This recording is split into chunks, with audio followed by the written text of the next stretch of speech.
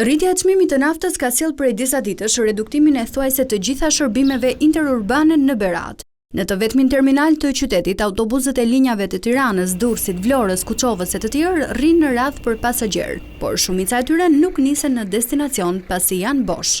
Kjo situatë e rënduar i ka detyruar shoferët të reduktojnë numrin e mjeteve. Kështu, numri i autobusëve të linjës Berat-Tiranë është ulur me 30%, ndërsa ai i linjës Berat-Kuçovë me 40%. Të njëjtin fat kanë pasur edhe automjetet që transportojnë udhëtar drejt fshatrave. Me këtë naftë që ka vajtur tani, ajo do të ketë 1.000 lekë për makinë. Një makinë do të 80 lekë atë 40 litra naftë.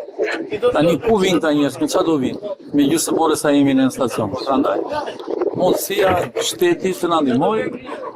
Siç janë rregullat, ne nuk kërkojmë gjë mbi rregullat, duam që vetëm të na zbatojnë rregullat. Është operimi i veturave pirate me targa të bardha që operojnë linjën Berat-Tiranë pas një lloj licence, pas një lloj tatimi të paguar. Falimentimit. Se posaçerët sa vjen edhe paksohen, nuk ka. Çmimi i naftës plus taksa gjitha bashkë jemi drejt falimentimit.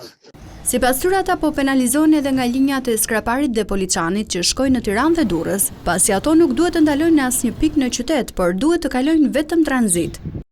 Linja Poliçanit dhe Skraparit në drejtim Tiranës Në viqin dhe Sambera. që krijojnë stacionin Berat, e cila është e palejueshme, se ata këtu duhet të kalojnë tranzit. Kemi falimentuar fare, ne po i mbajmë vetëm për shërbimet e shoferët, bilet se kemi lëvizur fare, siç e kemi pasur. Tani nuk e di, shteti nuk merr masa as për taksit e vogla, të pa licencuar.